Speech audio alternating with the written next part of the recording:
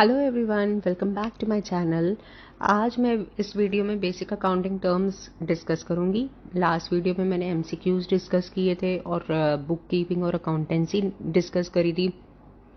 अगर आपने मेरी वो वीडियो नहीं देखी है तो लिंक डिस्क्रिप्शन बॉक्स में दिया हुआ है, आप उसे जाकर देख सकते हैं। अगर आपको इस वीडियो के टेलीग्राम नोट्स, इस वीडियो के पीडीएफ नोट्स चाहिए तो लिंक डिस्क्रिप्शन बॉक्स में दिया हुआ है, आप टेलीग्राम में जाकर उसे डाउनलोड कर सकते हैं। एंड मेरे चैनल को प्लीज़ प्लीज़ प्लीज़ सब्सक्राइब करिएगा और मेरे इस यूट्यूब चैनल को भी सब्सक्राइब करिए, लाइक करिए मेरी वीडियो को अगर आपको पसंद आए तो, और वीडियो लास्ट तक ज़रूर देखिएगा। चलिए अब आज का लेक्चर स्टार्ट करते हैं। हम लोग आज 6 टर्म्स डिस्कस करने वाले हैं: business transaction, account, capital, drawing, liability and assets.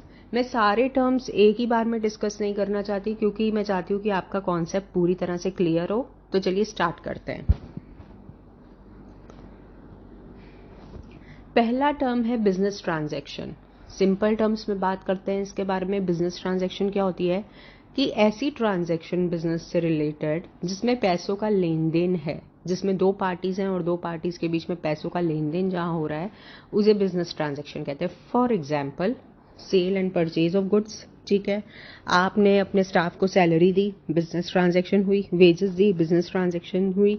Goods and services आपने सेल और परचेज किए, वो बिजनेस ट्रांजैक्शन है। ठीक है, तो ऐसी कोई भी ट्रांजैक्शन जिसमें पैसों का लेन देन है, जैसे मान लीजिए फॉर एग्जांपल आप जाते हैं रिटेल शॉप में, एक बुक खरीदने जाते हैं, स्टेशनरी में खरीदने जाते हैं, आपने पैसे दिए और बुक खरीदी, उसे हम लोग क्या बोलेंगे? Business transaction. ये बहुत ही सिंपल टर्म्स में था। ठीक है, तो चलिए आगे बढ़ते हैं। It refers to the financial transaction entered between two parties. दो पार्टीज के बीच में कोई भी फाइनेंशियल ट्रांजैक्शन, मतलब जो मनी से रिलेटेड हो। It involves exchange of goods and services for a monetary consideration. It can be of two types, cash transaction होती है, क्रेडिट ट्रांजैक्शन होती है। अब ये इंपॉर्टेंट है, कैश ट्रांजैक्शन और क्रेडिट ट्रांजैक्शन का मतलब क्या हुआ? फॉर एग्जाम्पल, जैसे आप बुक लेने गए, ठीक है, आपने उसी टाइम पेमेंट कर दी, एट अ टाइम आपने पेमेंट कर दी, एट अ टाइम आपने पेमेंट कर दी, तो उसे क्या बोलेंगे? कैश ट्रांजैक्शन बोलेंगे। उसी समय आपने पेमेंट करी, उसे कैश ट्रांजैक्शन बोलेंगे। लेकिन क्रेडिट ट्रांजैक्शन क्या होती है? आपने बुक खरीदी लेकिन आपने क्या बोला, भैया मैं आपको 2 दिन के बाद या 3 दिन के बाद पैसे दे दूंगी। ठीक है, उसे क्या बोलेंगे? Credit transaction. ठीक है, तो कैश ट्रांजैक्शन क्या होती है? When the amount of the transaction is paid at the time of transaction itself. और क्रेडिट ट्रांजैक्शन होती है जब हम उसे बाद में पे करते हैं। तो चलिए आगे स्टार्ट करते हैं। अब बात करते हैं अकाउंट की। अकाउंट क्या होता है? हमने अकाउंटिंग की बात करी थी। अकाउंटिंग क्या होता है कि हम लोग सारी ट्रांजैक्शंस को रिकॉर्ड करते हैं बुक्स ऑफ अकाउंट्स में। बुक्स ऑफ अकाउंट्स मतलब कि जर्नल में, लेजर में, जो हम लोग आने वाले लेक्चर्स में पढ़ेंगे एक एक करके। अकाउंट क्या होता है कि आपने वो हर एक चीज़ का एक अकाउंट बनाया। फॉर एग्जाम्पल, आपने राम का अकाउंट बनाया। ठीक है, उसमें 2 साइड्स हैं। ठीक है, ये डेबिट है, ये क्रेडिट है। ये लेफ्ट साइड को डेबिट बोलते हैं, राइट साइड को क्रेडिट बोलते हैं। मतलब इस अकाउंट में आप सारी ट्रांजैक्शंस बिजनेस की रिकॉर्ड कर रहे हैं। जो भी ट्रांजैक्शन हुई है राम से रिलेटेड, जो भी ट्रांजैक्शन हुई, इससे ये मेरा एक रेगुलर कस्टमर है, मेरी शॉप पे आता है, डे बाय डे ये कुछ ना कुछ सामान खरीदता है, तो मैं उसकी सारी ट्रांजैक्शंस उससे रिलेटेड, कैश हो, क्रेडिट हो, जो भी हो, वो मैं सारा इसका एक अकाउंट मैंने बना दिया कि इससे रिलेटेड मेरी कौन कौन सी ट्रांजैक्शन है। ऐसे ही सेल्स का अकाउंट होता है, फर्नीचर का अकाउंट होता है। ठीक है, तो अकाउंट क्या होता है? It is a record of all business transactions pertaining to an individual. वो इंडिविजुअल से रिलेटेड हो या किसी फर्म से, कंपनी से रिलेटेड हो या आइटम से रिलेटेड हो। ठीक है, अब आगे बात करते हैं कैपिटल क्या होता है। Capital refers to the amount invested by the proprietor in the business, which can be in the form of cash or assets form. ठीक है, जैसे फॉर एग्जाम्पल मैंने बिजनेस स्टार्ट करना है। अब मैंने बिजनेस, मान लीजिए मेरे पास 10 लाख रुपए हैं, मैंने उन 10 लाख रुपए से अपने बिजनेस को स्टार्ट किया, तो वो 10 लाख रुपए जो कैश में लेकर आई, वो क्या हुआ? मेरा कैपिटल, मेरी इन्वेस्टमेंट। ठीक है, वो 10 लाख रुपीज मेरी क्या हुई? इन्वेस्टमेंट। अब बिजनेस सिर्फ कैश से तो नहीं स्टार्ट कर सकते, उसके लिए आपको चीज़ों की भी ज़रूरत है, असेट्स की ज़रूरत है। तो वो असेट्स क्या हुआ, जैसे कि लैंड एंड बिल्डिंग, आपको किसी स्पेस की ज़रूरत है। आप शॉप अगर कहीं खोल रहे हो तो आपको एक जगह चाहिए प्रॉपर, और सिर्फ खाली शॉप तो नहीं खोल सकते, आपको अंदर फर्नीचर भी चाहिए, आपको मशीनरी चाहिए, या आपको प्रोडक्ट्स जो आपको बेचने हैं वो चाहिए। तो ये सारी चीज़ें क्या हो जाती है, हमारी capital in form of assets बोलिए आप या कैश बोलिए, ठीक है। तो ये क्या होता है, it is also termed as internal liability. इसे और क्या बोला जाता है, इंटरनल लाइबिलिटी। इसका मतलब क्या हुआ कि बिजनेस की ओनर की तरफ एक लाइबिलिटी है। क्या लाइबिलिटी है, कि जो ओनर कैपिटल लेकर आया है वो, उसे ओनर्स इक्विटी भी बोलेंगे, प्रोप्राइटर्स फंड भी बोल सकते हैं, और नेटवर्थ भी बोल सकते हैं। ये भी सारी चीजें हम लोग आगे डिस्कस करेंगे। अब कैपिटल की इक्वेशन मैं आपको बता दूं, कैपिटल की इक्वेशन क्या है, capital is equal to assets minus outside liabilities. ये दोनों टर्म्स हम लोग डिस्कस करने वाले हैं अभी, इसी लेक्चर में हम लोग डिस्कस करेंगे। तो आप बस इतना याद रखिए, कैपिटल क्या होता है, असेट्स होते हैं माइनस आउटसाइड लाइबिलिटीज। ये दोनों चीजें हम लोग आगे डिस्कस करेंगे। चलिए आगे बढ़ते हैं।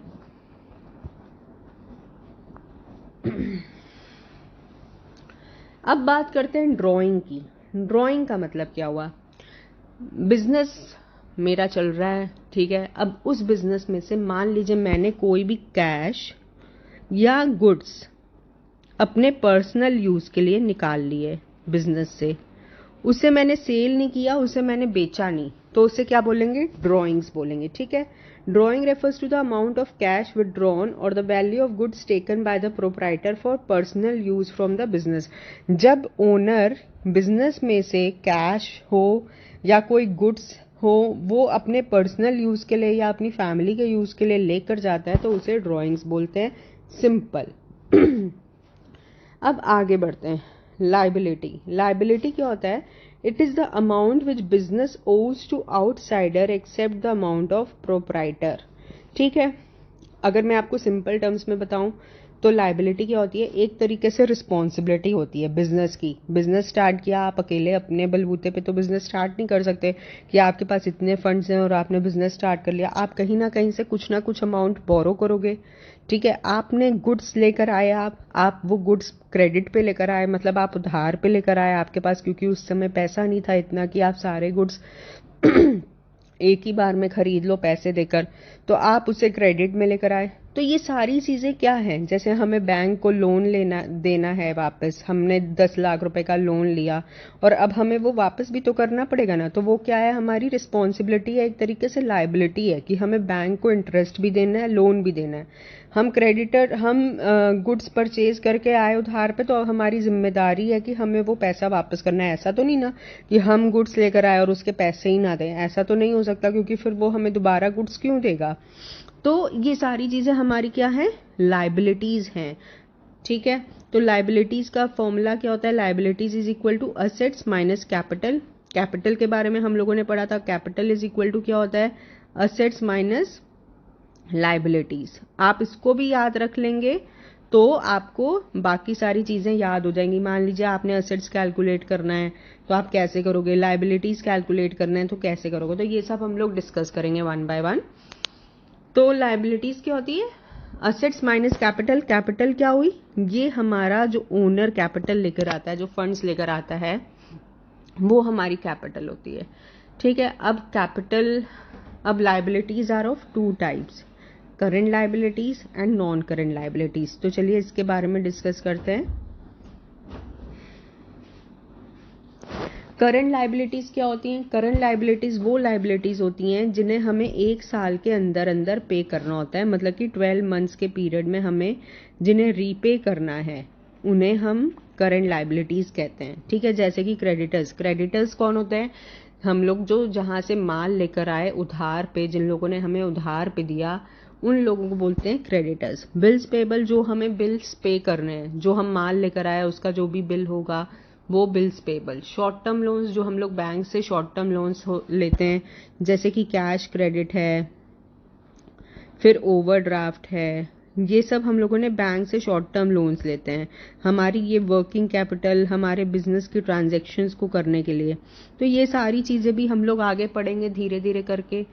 फिर नॉन करेंट लाइबिलिटीज कौन सी होती हैं, which are payable after a long period of time या मोर देन अ ईयर, जो 1 साल से ज्यादा में पे करनी होती है, 1 साल से ऊपर जिनको पे करने का टाइम होता है उन्हें नॉन करेंट लाइबिलिटीज बोलते हैं। जैसे कि डिबेंचर्स है, लॉन्ग टर्म लोन है, 5 साल का लोन है या 10 साल का लोन है, लॉन्ग टर्म एडवांसेस है, ये सब नॉन करेंट लाइबिलिटीज में आती हैं। अब आगे पढ़ते हैं। नेक्स्ट टर्म हमारा है असेट्स। असेट्स क्या होता है, assets are economic resources of an individual और organisation that can be expressed in terms of money. पहली बात तो इकोनॉमिक रिसोर्सेज क्या होते हैं, वो रिसोर्सेज जिनसे हमें प्रॉफिट होने वाला है, ठीक है, जिनसे हमें प्रॉफिट होने वाला है, जिनसे हमें कोई ना कोई फायदा होने वाला है। जैसे कि मेरे एसेट्स कौन से हुए, जैसे कि कैश हो गया, ठीक है, मेरा खुद का घर हो गया, ये सब मेरे खुद के एसेट्स हैं, ठीक है। वैसे ही बिजनेस के एसेट्स कैसे होते हैं, जैसे कैश है, लैंड एंड बिल्डिंग है जिसपे वो बिजनेस खड़ा किया हुआ है, बैंक बैलेंस है, वो सारी चीजें क्या हो जाती है, एसेट्स हो जाती है, उसकी प्रॉपर्टी हो जाती है एक तरीके से, ठीक है। डेटर्स एंड रिसीवेबल्स मतलब जिनसे हमें पैसा लेना है, ये सब हमारे क्या है, इकोनॉमिक रिसोर्सेज जिनसे हमें फायदा होने वाला है। तो असेट्स भी 2 तरह के होते हैं। कौन कौन से असेट्स 2 तरह के होते हैं, जैसे कि करंट असेट्स हुआ एंड नॉन करंट असेट्स हुआ।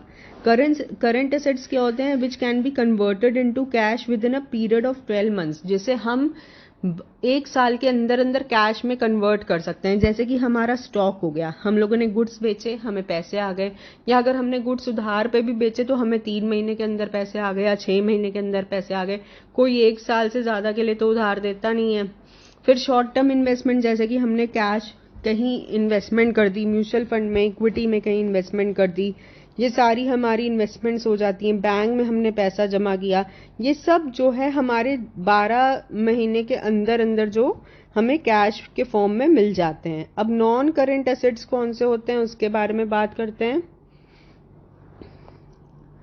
Non-current assets are those assets which cannot be converted into cash within a year or 12 months.